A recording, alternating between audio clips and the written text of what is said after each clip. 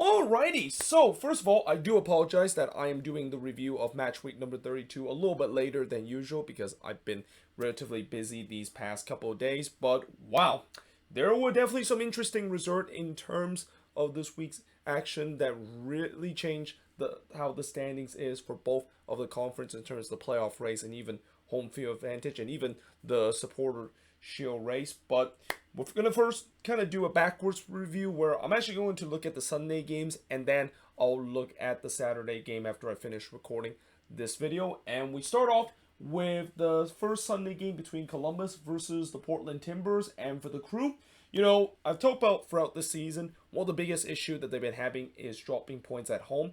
But I think there is probably a big culprit of why they've been dropping points at home. And, there's actually a couple of them. One of them, of course, of them not being very lethal in terms of the finishing.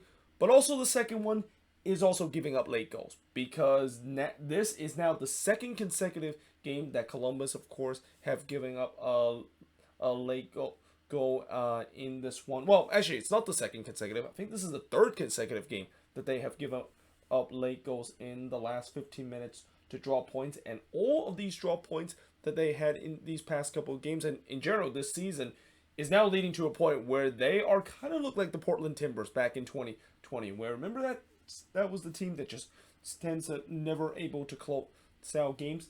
That's what the Columbus Crew are, and it seems like this could be a team that, unlike the Timbers where they still were able to make it to the playoffs, maybe the Crew might not be so lucky, because now all of a sudden they are below the red line and they no longer control their own destiny as they have been for a very long time. Now, early on, Cucho did went through on goal and he tried to chip one over Ivicic, but he missed that one high. I thought it was a promising start for the Crew as they were looking for the opener.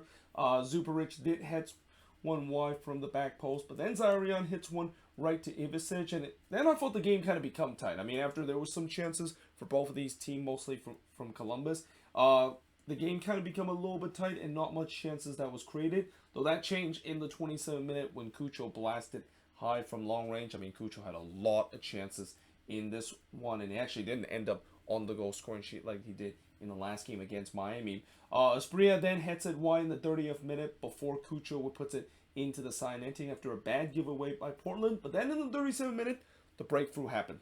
And guess who? It's Kevin Molino scoring from Zarian and Santos to give the Crew a 1-0 lead. And, coming into this game as a Loons fan, I was definitely rooting for Columbus to beat Portland because, the Timbers is one of the teams that the Loons and pretty much all the teams in the playoff race in the Western Conference are hoping to lose. So I definitely want to thank former Loons player Kevin Molino, and certainly one of the most beloved Minnesota United player that used to play for the team, scoring a goal here to give the Crew a 1-0 lead, and also a big moment too because it's been a long time since Kevin Molino has been able to get on the score sheet, and quite frankly, it's been a long time since Kevin Molino has been able to be healthy enough to start a game. But what an impact he made in this one, and yeah, that gives the Crew a 1-0 lead. Though that lead looked like it was quickly disappear when Asprilla tried to give the Timbers an instant answer, but puts it wide on the curler. Then Cucho tried to make it 2, but he hits it straight to Ivicic, and we do head to halftime with Columbus leading 1-0. Now, in the second half, this is when the Timbers started to try to push for the equalizer. Room denying Jimmy Chara from close range in the 57th minute, as I thought the Timbers were off to the better start in the second half. Room then denied Tuiluma on the header, and Columbus set-piece defending, that's another thing that is a big talking point because, we talk about all the struggles that the Crew has had. That's been one of the issues that they've also had. They have been having problem in terms of defending set-piece, so it shouldn't be a big surprise that coming into this game, the Portland Timbers have their fingerprints in this game, knowing the fact that they're one of the most deadliest team in terms of set-piece opportunity, and against a team that struggle on set-piece, that they definitely are fancying themselves to score on the set piece. In the 71st minute, or in the 75th minute, I'm sorry. First chance for Columbus in the second half happened as Cucho puts it wide. Again, up to that point, it was pretty much the Timbers pushing for the equalizer. But that really kind of changed the momentum, at least for a bit, after when that chance came in. Because in the 80th minute, Columbus looked like they put this game away when Derek Etienne puts it into the back of net. The only problem is he was in an offside position, and he wasn't offside by much, but he was just offside there, so the goal would be disallowed. Then Yoboa would hit one right to Ivicic, and again, will the inability to kill this game come back to haunt Columbus? We've seen it so many times this season for teams not able to kill the game off, but we especially see it for Columbus with the way that, again, missing chances at home, having chances to get all 3 points, would be able to come back to haunt the Crew because they weren't able to do so. And guess what? It happened in this one, because after Bravo puts it wide on the header, Santiago Moreno would score an amazing goal to tie the game up at 1 apiece. And while it was a great goal by Santiago Moreno, able to hit that one off the volley, you gotta question the Crew defense and the fact that, yeah, they just did not clear their lines completely. And again, I've talked about it in that game. I'll talk about in the game between the Fire and Charlotte. You know, that when you don't clear the ball out of play and don't clear it out of the dangerous area and leave in a dangerous spot, you're definitely exposing yourself of conceding, and that's exactly what happened in this play. And yeah, for the Columbus Crew, 3rd game in a row they have conceded late goals to drop points, and this one hurts in a way where yeah they are now officially below the red line, because as I will talk about in the next game of this review, Inter Miami got a massive win on the road, something that they've been looking for a very long time. But before we talk about this game, the shots in this one: 15 shots for the 9 that the Timbers had, 3 shots on goal for the 4 that Columbus had, 4 shots off target for the 7 that Columbus had, 4 shots on the block for the 2 that the Timbers had, and possession-wise, 47% possession compared to the 53% possession that Columbus had. And while, you know, for teams that is in the Western Conference, they'll be happy that the Timbers did drop points in this one. They'll be very frustrated with the Columbus Crew with the way that, you know, Timbers could have walked away with no points, and that there would still be a dead tie, even tie in terms of sixth place or 5th place in the Western Conference between them and Minnesota. And now all of a sudden they got a massive point that, you know, every point matters in the Western Conference right now, especially in the playoff race. And we'll see whether or not if that massive point and that massive goal that Santiago Moreno scored for the Timbers will be one that we'll remember if they do make it into the playoffs, or even get home field advantage heading into the first round of the Western Conference playoffs. But like I said, for the Columbus Crew, they got to stop giving up late goals. Like if they at least, I mentioned already before how many goals they've given up and how many points they've dropped from winning position. I think at one point on the ESPN telecast, I think there 12 of them mentioned there was like 13 point drop from winning position for the Columbus Crew. That's not going to get it done if you want to make it to the playoffs. You cannot drop that many points from a winning position and still expect it to make it to the playoffs. But the Columbus Crew are hoping that's not the case, but now they find themselves in a position where 2 games left this season. Well, 3 games for them, because they still have to play and finish the game between Charlotte. They desperately need wins and hope that they get help, because now they find themselves not controlling their playoff destiny. And that team that is controlling their playoff destiny now in the Eastern Conference is Inter Miami. So after a big win Inter Miami had against Columbus in that playoff 6-pointer, we talked about how, if they want to make it to the playoffs, they need to at least win one of these road games. And this was a big opportunity to do so against DC United. Though, again, DC, they have at least been fighting hard for Wayne Rooney in the past couple of games. And this is also one of those teams that's been eliminated that can definitely play spoiler. But for Inter Miami, it was a massive win for them to able to come from behind and also get a big goal late in this game, just like they did last week against the Columbus Crew. But despite all that headlines, there was one thing that really overshadowed this game, and we'll definitely talk about that incident that happened in the 59th minute, and maybe even mention it again in the News of the Week episode when I do that on Wednesday. But first of all, in the first half, in the 22nd minute, it finally happened. Christian Benteke has finally broken the curse as he finally scored his first career MLS goal from Durkins to make it 1-0 in favor of DC. And really, I think he deserved it, because he's been trying so hard to score his first goal. He had so many chances and has been really started to become one of those number 9 that once again belong in the MLS number 9 curse club, where these number 9 just cannot buy a goal. But he finally breaks out of that curse to give DC a 1-0 lead, and looked like looked like he was going to try to score a second just 2 minutes later, but unfortunately missed that one just wide. Though Calendar then denied Funtas from close range in the 25th minute. It was all DC early in this game, and I thought this was going to get ugly for Miami because we know that this is a team that don't do well on the road, and that DC was just rolling them early in this one. But in the 38th minute, Inter Miami get one back, and really kind of against the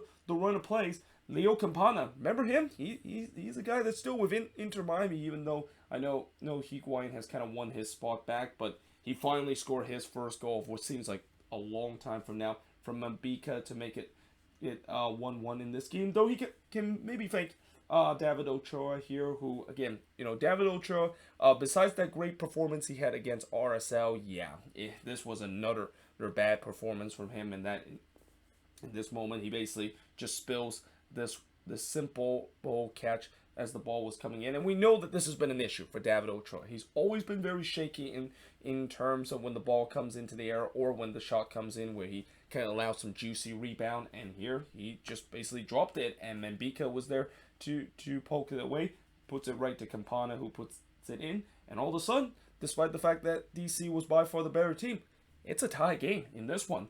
And in the second half, it seemed like that Inter Miami was trying to carry the momentum that they got at the end of the first after getting the equalizer, because Higuain had a big opportunity in the 46th minute, but he dragged one just wide from close range. Then Ochoa denied Mota from close range, and all of a sudden, it's Inter Miami, the one that has the momentum. They started out the stronger side and were looking to try to get the lead, and they do. In the 53rd minute, guess who again? It's Leo Campana scoring from Pozuelo to make it 2-1 in favor of Inter Miami, and Campana continued to make the case that maybe he should get the number 9 spot back from Gonzalo Higuain. But what's interesting is I think he also played along with Higuain in that 2 number 9 system that Phil Neville rarely plays. So I wonder maybe that could be a system that Phil Neville might be going throughout these late playoff push that his team wants to do. But unfortunately for Miami, that lead barely lasted 5 minutes, because in the 58th minute, Taxi Funtas would score to make it 2-2 in this game. And this was really unfortunate for Miami because it took a wicket kick deflection off of one of the Miami player. And just like that, DC was able to tie the game up. But is that maybe the last time we might see Taxi Funtas in a DC United jersey? Because in the 59th minute, this is where the incident basically overshadowed this game. So what happened here was that there was a little bit of a scuffle, and it seems like Damian Lowe and Funtas kind of got together, and then Damian Lowe was absolutely livid. He was telling pretty much everybody that he's been racially abused by Taxi Funtas, and that from what I heard is that racial slur, it's actually going to be the N-word that it seems like it's been thrown that Taxi Funtas had to Damian Lowe. Now, obviously, it's still just a alert racial slur. We have no evidence the fact that exactly is the case. I mean, right now MLS is investigating on this situation, and this is why when I do the News of the Week episode on Wednesday, we'll see whether there is going to be a verdict, and if there isn't going to be a verdict, we're going to continue to talk about the story maybe in the next News of the Week episode.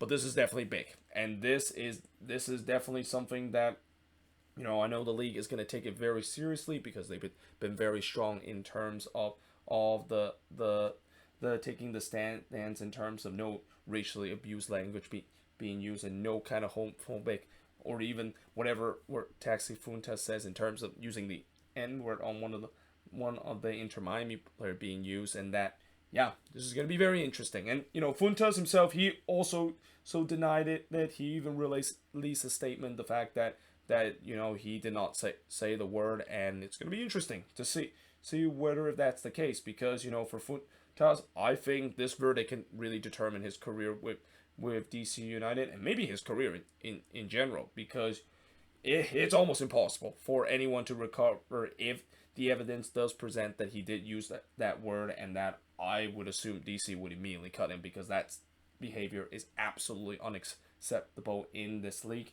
And I would also say that Wayne Rooney also did the right thing, because they did kind of talk about it. I mean, him and Phil Neville kind of talked about it, and Wayne Rooney actually did the right thing, decided to sub off Taxi Funtas here, because I have heard there was a report saying that Inter Miami was not going to continue to play this game. They were going to maybe think about suspending this game because of this incident, and I think Wayne Rooney realized that probably might not be a good idea, and that he decided to sub off his star striker. But as I said, the big story coming out of this game is this going to be the last time we might see Taxi Fuentes in a DC United jersey, or even in a soccer jersey in general, because it is very tough to try to recover this kind of incident if it is indeed is true. And that, yeah, it's definitely a very sad thing to see, and again, kind of really overshadow the importance of what happened in this game. But moving forward, in the 73rd minute, Benteke did heads it just wide from close range before he also heads one right to counter. I mean, I'm not surprised Christian Benteke is really going for it, because knowing the fact that he might be the future number 9 for this DC team, and also he of course scored a goal to finally break his duck. He was definitely fancy himself to score a second goal, but there was no doubt that DC was kind of back on top, and they were looking for the third goal, though it looked like in the 80th minute Campana would score a hat trick as he puts it into the back of the net, only for it to be called offside on the development of the attack. And I think it was Higuain, the one that was in an offside position. It definitely looked like it was offside, with Higuain kind of finding acres of space, and indeed that of course is the case, so the goal did not count. Paulson then puts it wide from long range before Ochoa denied Lassiter from close range, and it feels like this game was up for grabs. Like, both of these teams was going for that third elusive goal. Calendar denied Barry from close range in the 88th minute, but then in the 3rd minute of stoppage time, Miami got the third goal. And who else but Gonzalo Higuain scoring from Yedlin and Vasilev to make it 3-2 in favor of Inter Miami. Is that going to be the biggest goal of the season for Inter Miami? I mean, I thought last week when they, of course, scored late against Columbus, and it actually was Gonzalo Higuain himself, too, that scored that big goal. And now he scored another big goal here to not only save Inter Miami's season, but now really push this team on the brinks of potentially making the playoffs. Though, that being said, as much as that was a huge goal for Miami, they can also thank DC again here. I mean, this was just a terrible giveaway from DC in their own half. And again, when you give the ball away, you are basically asking to concede. And that's exactly what happened in this one. And yeah, in the end, Inter Miami with a big 3-2 victory to now climb above the red line, and now are the team in the Eastern Conference that is sitting in that elusive 7th spot to control their playoff destiny. As the shots in this one, 17 shots for the 8 that Inter Miami has. Both teams had 5 shots on goal, 6 shots off target for the 2 that Inter Miami has, 6 shots that was blocked for the 1 that Inter Miami has, and possession-wise, 57% possession compared to 43% possession that Inter Miami has in this game. And like I said, this was really the only way for them to make it to the playoffs. They need to have a big win on the road, a place that they have really struggled this season, and they got exactly that. And we'll see whether they can continue to ride this momentum, because it's one thing to get a big victory on the road. You need to continue that momentum, knowing the fact that right now that 7th position for both conference is like the hot potato position. No one wants that position. If someone is in that position, they're not going to be there for very long. So yeah, again, for Inter Miami, they still have work to do, but this is a huge step in terms of their hopes of making the playoffs. But that being said, moving on in the next match, we got LAFC versus the Houston Dynamo to finish off the Sunday action and finish off match week number 32. It's kind of weird to say that because I still have to talk about the 11 games that is going to be happening on Saturday. But yeah, this was a game that I think the scoreline didn't indicate the fact that this was actually closer than what people thought. Like, when you look at the scoreline, you're just thinking, okay, it looks like this is just another easy LAFC win, and they kind of walked over Houston throughout this game. That was not the case. The Dynamo really put up a fight in this game, and they actually had some really decent opportunity in this game to, really get something out of this game. Though early on, a penalty was given to LAFC after Dorsey brought down Bouanga in the box. Or it's not Bouanga, it's Bouanga. I'm still trying to get used to pronouncing his name there, but yeah, the penalty was given, which Vela was able to put it away. And then Bouanga had another opportunity in the 14th minute, but he blasted high from long range. And early on, it looked like it was all LAFC. Like, this looked like it could be a long night for the Dynamo, and that it looks like this is going to be going according to the script, where LAFC just going to dominate against a lesser opponent and on their way to basically get themselves back in control of the supporter shield race. Well, it looked like that was the case until the Dynamo realized that, yeah, we're not going to just lay down and just let LAFC have such an easy game, because in the 18th minute, this is when they started to create some chances with Crepeau robbing Parker, who had a free header in the doorstep of goal, but Crepeau somehow able to make a save here to deny Parker and the Dynamo the equalizer. Then Seba Ferreira would head it wide on the free kick before he blasted high from long range, and all of a sudden, Houston was getting a foothold into this game. Like, they were creating some dangerous chances and were looking for the equalizer, and they get it. In the 25th minute, Corey Bear scoring from Carrasquilla to tie the game up at 1 apiece. Always love to see Corey Bear gets on the score sheet, considering he's always going to be one of my favorite players in MLS, even though I know it's been a rough season for him. But hey, he started scoring again now, and he tried his best to not celebrate against his former team, but that's what there was definitely a smile in his face, and especially a smile in his face toward Carrasquilla too, because man, Coco Carrasquilla was immense in this first half. Like, he was just bossing this midfield early in this one, and he basically put a Kevin De Bruyne-esque kind of pass right onto the feet of Corey Bear. But also Corey Bear does a good job in terms of bringing it down and slots it coolly home. And yeah, the game was tied up at 1 apiece, and then it was almost 2-1 when Ferreira actually struck the post on the header, and all that momentum that LAFC got, and when they thought that this was going to be an easy game after taking the 1-0 lead 15 minutes in, it was gone.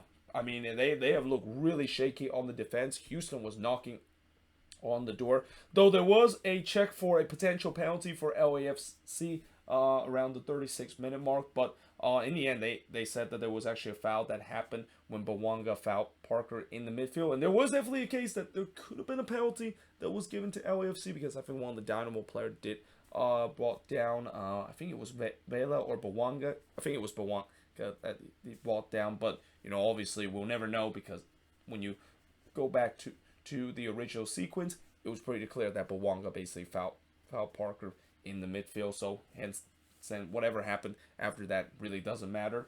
Hans had then missed a tap in, and then he shouted for a PK as he felt like there was a handball in the box by the Dynamo, which was not given. Arango then puts it wide off the shoulder, so yeah. Even if Arango scored that, I don't think it would have been given, because when you basically trying to shoulder it into the back of the net, that is basically going to be called for a handball. But speaking of a handball, a penalty was given to LAFC. So after all this shout of potentially getting a penalty from a handball, they do get it after Fafa Pico handballed it in the box, which Vela was able to put away the penalty there and give LAFC a 2-1 lead as we head to halftime with that scoreline, which that has to be a very frustrating scoreline for the Houston Dynamo, because they play very well throughout the first half, but they find themselves down 2-1 in this game. Though in the 46th minute, Vera would hit one just wide from the corner, as LAFC was not doing well defending set piece. Like, Houston was very dangerous in terms of set piece in this one, and they were also knocking on the door early on to try to tie the game up.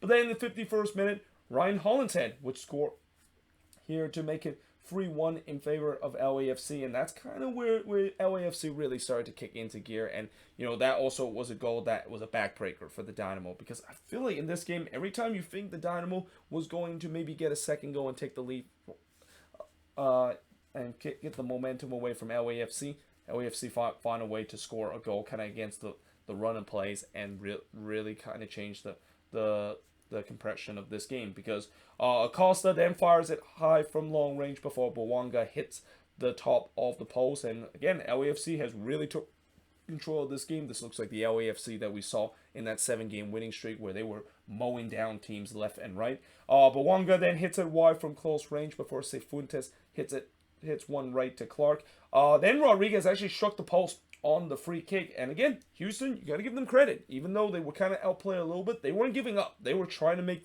this game interesting, though Clark did deny Bawanga from close range in the 78th minute. But yeah, that was kind of the last action of this game, as for the last 12 minutes it was kind of garbage time where nothing really happened. But yeah, in the end, LAFC with a 3-1 win over the Houston Dynamo, and the shots in this one, 19 shots compared to 10 that Houston had, 7 shots on goal compared to 1 that Houston had, 6 shots off target compared to 7 that Houston has, 6 shots that was blocked compared to 2 that Houston has, and possession-wise, 51% possession compared to 49% possession that LAFC has in this game. But overall, it was a lot closer than what people think the scoreline it is. And again, I would say for the Houston Dynamo, there's really no shame of losing to a team that could potentially win the Supporter Shield. They definitely show some good fight, which again, when I do the moving forward series video, talk about them, which I think tomorrow I'm going to talk about it.